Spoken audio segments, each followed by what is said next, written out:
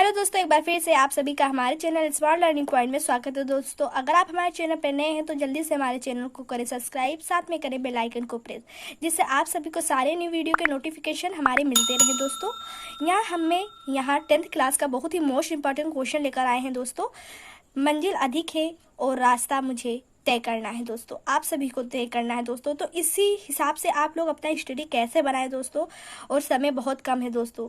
तो 24 तारीख से आप लोग का हिंदी का पेपर है दोस्तों, जैसा कि आप लोग जानते हैं 10th क्लास का। वैसे दोस्तों यहाँ बहुत ही कम से कम आपका 3 नंबर ये कवर कर सकता है। सारा क्वेश्चन दोस्तों 3-3 नंबर कवर कर सकता है। बहुत ही इंपॉर्टेंट क्वेश्चन है ये, तो ध्यान से एंडिंग तक बने रहिए दोस्तों। इसमें से कई क्वेश्चन आपका एग्जाम में फंस सकता है दोस्तों। यहाँ ये कॉपी रखी थी दोस्तों, बहुत ही मुश्किल से मैंने इसे ढूंढा दोस्तों, तब जाकर मिला दोस्तों। बहुत ही इसमें इंपॉर्टेंट क्वेश्चन के बारे में लिखा है दोस्तों। तो चलिए इसे देखते हैं और आप लोग एंडिंग तक देखते रहिए। यहाँ पहला टॉपिक हमारा दिया गया है प्रगतिवादी युग की विशेषता।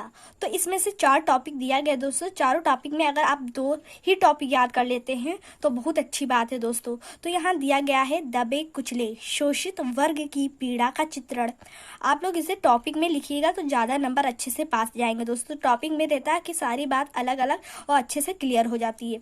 तो यहाँ पहला टॉपिक मेरा ये हो गया। फिर यहाँ है इसमें विशेषता, दूसरा विशेषता इसका है क्रांति की भावना, तो दूसरा ये हो गया। फिर यहाँ दिया है मानव की महत्ता का प्रतिपादन। अगर आप लोग इसे गा कर भी याद करें दोस्तों तो जल्दी याद हो जाएगा दोस्तों। बस 2 ही टॉपिक याद ही करना, 2 ही याद कर ले तो बहुत अच्छी बात है। यहाँ फिर दिया गया सामाजिक यथार्थवाद, तो हो गया आपका 4 लाइन टॉपिक दोस्तों, दबे कुचले शोषित वर्ग की पीड़ा का चित्रण। फिर सेकंड है आपका क्रांति की भावना। क्रांति की भावना मानव की महत्ता का प्रतिपादन, सामाजिक यथार्थवाद दोस्तों। फिर नेक्स्ट यहाँ दिया गया है दोस्तों, यहाँ देख सकते हैं छायावाद काव्य की विशेषता। छायावाद काव्य की विशेषता, तो यहाँ देख सकते हैं छायावाद का विशेषता 5 टॉपिक यहाँ बताया गया। 5 टॉपिक में अगर आप 3 ही टॉपिक याद कर ले तो अच्छी बात है। देखिए यहाँ पहले टॉपिक में छायावाद की जो विशेषता वो है प्रेम सौंदर्य का चित्रण। दूसरा टॉपिक है प्रकृति का मानवीकरण। तीसरा है रहस्यवादी भावना, और चौथा हमारा है लाक्षणिक प्रतीकात्मक शैली। लाक्षणिक प्रतीकात्मक शैली। नेक्स्ट है चिंतन की भावना। इसमें जो छोटा वर्ड आपको लग रहा है वही याद कर लीजिए दोस्तों। जैसे हो गया मेरा ये हो गया, ये हो गया और यहाँ हो गया। तो प्रेम सौंदर्य का चित्रण और रहस्यवादी भावना, चिंतन की भावना। अगर आपको पूरा याद हो जाता है तो और भी अच्छी बात है। अब चलिए नेक्स्ट देखते हैं। नेक्स्ट ऐसे भी आ जाता है क्वेश्चन कि छायावाद के कवि। तो जैसे छायावाद के कवि आ जाता है कि छायावाद युग के किसी एक कवि का नाम लिखिए। तो आपको अगर याद रहेगा अगर छायावाद के किसी कवि का नाम तो आप लिख सकते हैं, जैसे जयशंकर प्रसाद। तो आपको याद है कि ये छायावाद के कवि हैं। अगर ये आ जाए कि छायावाद के एक कवि तथा उनकी एक रचना का नाम लिखिए तो आप ऐसे लिख सकते हैं, जयशंकर प्रसाद कामायनी। तो आई होप दोस्तों इतना आपको समझ में आया होगा। फिर नेक्स्ट यहाँ दिया है सुमित्रा नंदन पंत रश्मि बंध। तो आई होप ये भी आपको समझ में आया।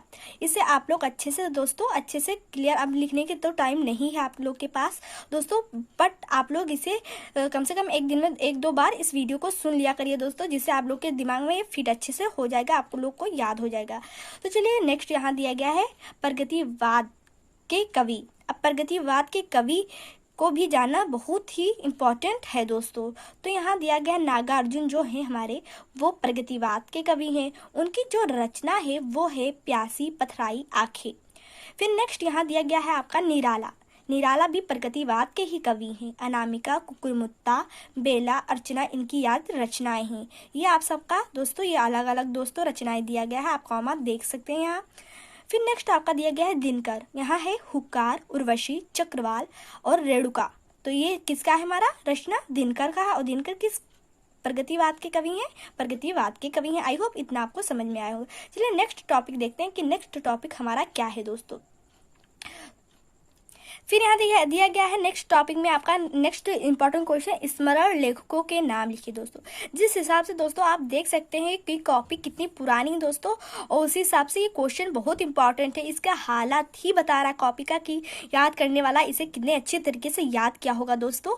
तो आप लोग यहाँ देखिए, इसका आंसर दिया गया है इलाचंद्र जोशी स्मरण लेखक के नाम है। अगर 1-2 आप हर विधा के हर उसके कवि याद कर लेते हैं, जैसे स्मरण हो गया, प्रगतिवाद हो गया, छायावाद हो गया, एक दो कवि याद, तो इन दोनों में से अगर कोई भी एक ही पूछा जाता है, ये नहीं कि बस पूछ लिया जाए कि अगर छायावाद के कवि लिखना है तो आप 5 कवियों का नाम लिखे, ऐसे एक पूछा जाता है। तो दोस्तों हर टॉपिक से आपको एक एक कवि का नाम याद होना चाहिए, तो इसलिए ये एक बहुत इंपॉर्टेंट क्वेश्चन है दोस्तों।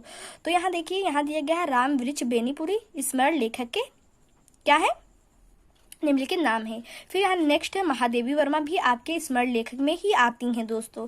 तो इतना आपको समझ में आ रहा होगा दोस्तों। अगर यह वीडियो आपको पसंद आ रहा है, इंपॉर्टेंट क्वेश्चन लग रहा है दोस्तों, तो आप हमारे चैनल को सब्सक्राइब करें, साथ में बेल आइकन को प्रेस करें, जिससे और सभी वीडियो के नोटिफिकेशन सबसे पहले आपको मिलते रहें दोस्तों। अपनी स्टडी अच्छे से बनाए रखिएगा। फिर यहाँ नेक्स्ट दिया गया है यात्रा वृत्त के लेखक। अब यात्रा वृत्त जो क्वेश्चन ये हमारा है दोस्तों, ये भी बहुत मेन है।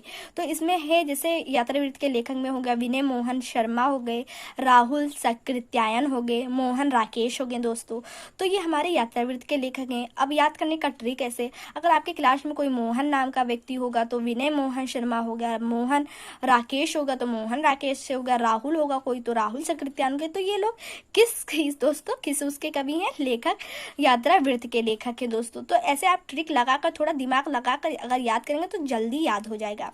फिर नेक्स्ट यहाँ दिया गया है एकांकी कार के लेखक का नाम। अब एकांकी कार के लेखक में हम देख लेते हैं डॉक्टर राम कुमार वर्मा, विष्णु प्रभाकर, सेठ गोविंद दास, लक्ष्मी नारायण मिश्र, ये सब किसकी हैं, एकांकी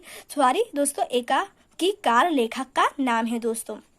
तो इतना आपको समझ में आया होगा दोस्तों। इसलिए हमने आपको बुक्स नहीं बताया दोस्तों, इसे अलग थोड़ा थोड़ा लिखें कि अगर एक बार इसे पूरा क्लियर से आप लास्ट तक वीडियो देखते हैं, 1-2 बार रिवाइज करते हैं, तो आपको याद रहेगा। एक ना एक कवि का आपको नाम जरूर याद रहेगा। अगर आपको पूरा नहीं याद हो सकता है तो एक तो जरूर ही याद होगा।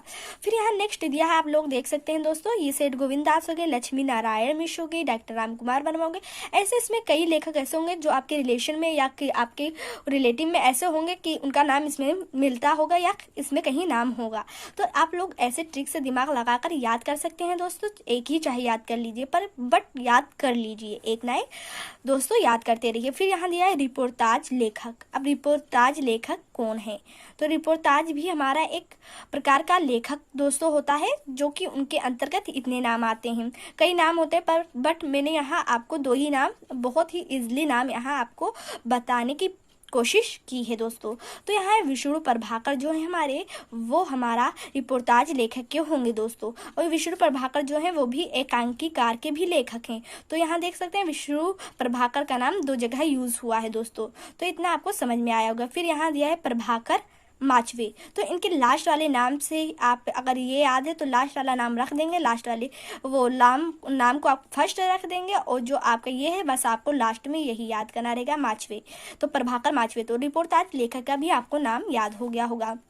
फिर यहाँ दिया गया है, देखिए प्रयोगवादी कविता की विशेषता। वहाँ क्या थी क्वेश्चन, प्रगतिवाद, और यहाँ क्या क्वेश्चन है, प्रयोगवादी कविता की विशेषता। अगर आपको 2 ही याद कर लीजिए, जैसे लिख सकते हैं कि ऐसे आप लिख सकते हैं प्रयोगवादी आ गया, अगर प्रयोगवादी कविता की विशेषता तो लिख सकते हैं प्रयोगवादी कविता की निम्नलिखित विशेषताएं। तो एक टॉपिक तो यही आपका होगा।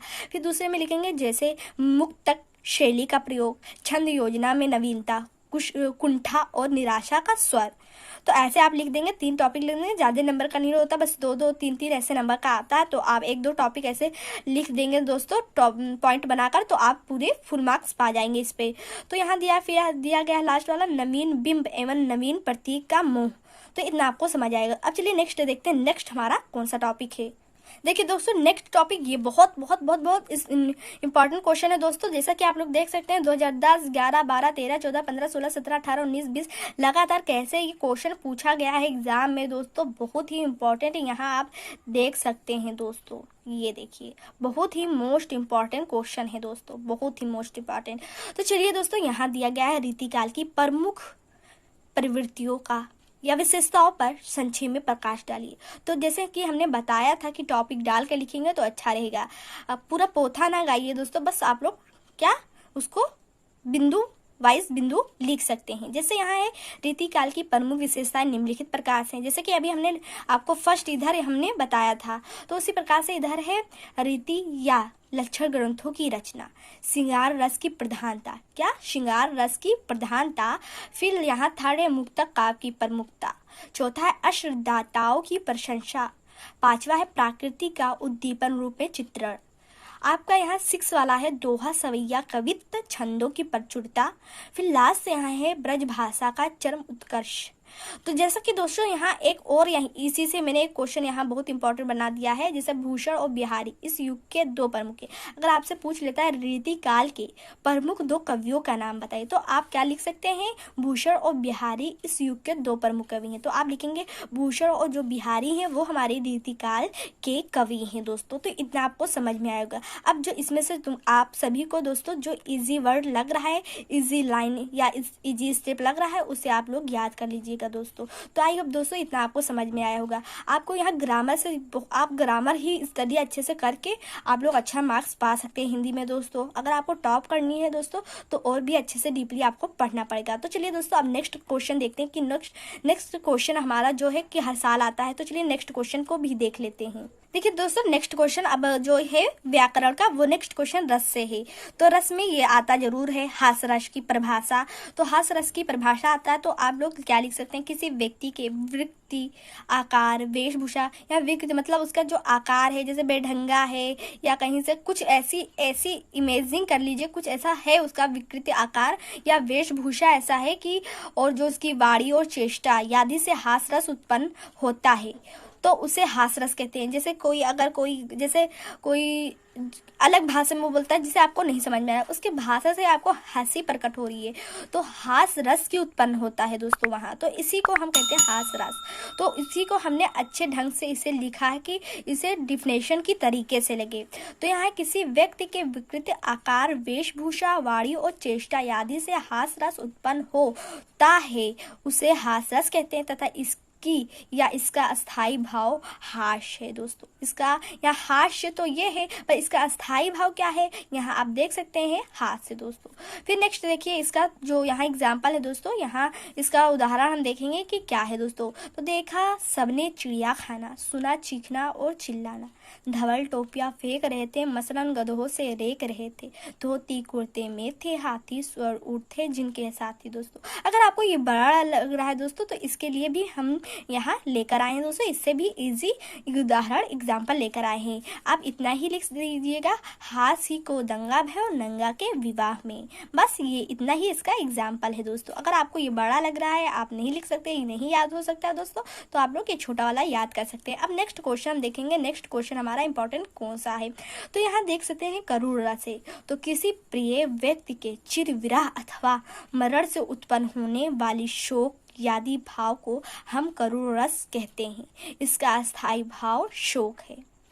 तो एक बार फिर से रिवाइज करा देते हैं। किसी प्रिय, जब कोई प्रिय व्यक्ति होता है, चिर विरह मतलब उसका मतलब हमसे अलग हो जाना, अथवा मरण जब वो मृत्यु हो जाता है तो उससे उत्पन्न होने वाली शोक आदि भाव को हम करुण रस कहते हैं, तथा इसका अस्थाई भाव आप देख सकते हैं क्या है, शोक है।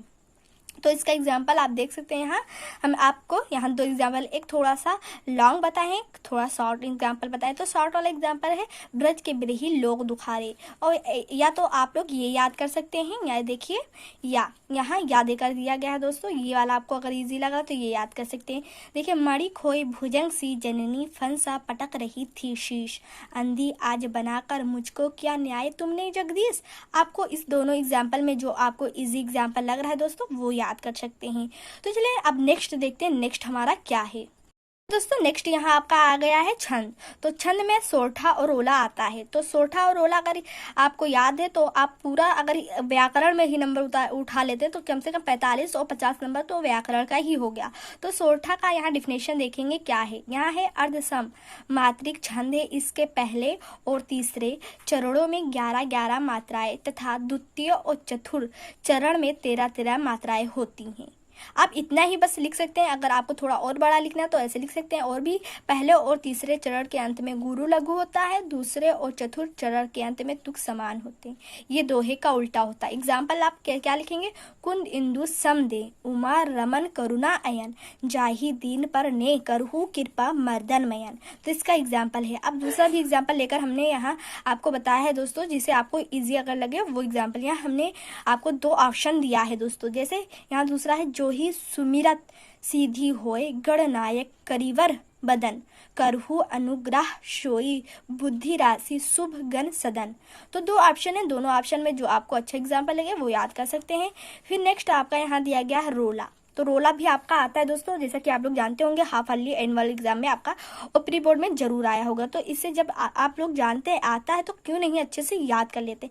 तो चलिए यहाँ देखते हैं रोला का हम डिफिनेशन। तो यहाँ रोला का डिफिनेशन है मात्रिक समछंद है जिसके प्रत्येक चरण में 24 मात्राएं होती हैं तथा 11 और 13 पर यति होती हैं। प्रत्येक चरण के अंत में 2 गुरु या 2 लघु वर्ण होते हैं। 2 चरणों में तुक समान होते हैं। फिर यहाँ नेक्स्ट दिया है नित नव लीला ललित ठानी, नित नव लीला ललित ठानी, गोलोक अजिर में रमत राधिका। यहाँ देखिए रमत लिखा, राधिका संग रास रस रंग रुचिर में। तो दोस्तों बस इतना ही आपको इस वीडियो में बता रहे हैं दोस्तों। और भी इंपॉर्टेंट क्वेश्चन देखना हो तो जल्दी से हमारे चैनल को सब्सक्राइब करें, साथ में बेल आइकन को प्रेस करें जिससे आप सभी को सारे न्यू वीडियो के नोटिफिकेशन सबसे पहले मिलते रहे और सारे इंपॉर्टेंट क्वेश्चन से आप लोग अपडेट होते रहे। और साथ में दोस्तों क्लास से रिलेटेड जितने भी सब्जेक्ट होते हैं हम पूरा फुल उसका पढ़ाते हैं दोस्तों, आपको नोट्स के साथ उसे प्रोवाइड वीडियो करवाते हैं जिससे आपके साथ में नोट्स कॉपी भी बनती रहे, आपकी अच्छे से स्टडी होती रहे दोस्तों। तो आपको यह वीडियो कैसा लगा दोस्तों? अगर आपको कहीं आपको कुछ पूछना है तो जरूर कमेंट से द्वारा पूछ सकते हैं। तब तक के लिए इतना ही, नेक्स्ट वीडियो के साथ फिर से मिलेंगे। Thank for watching this video.